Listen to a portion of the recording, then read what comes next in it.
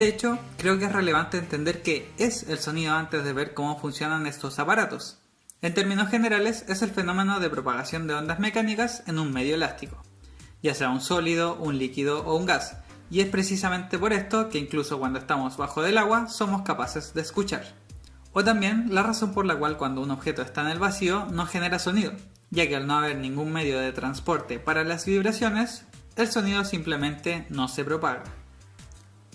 Entendiendo esto, esas mismas ondas mecánicas que se propagan en un espacio tridimensional pueden ser representadas como una onda bidimensional si es que medimos un punto específico en el espacio.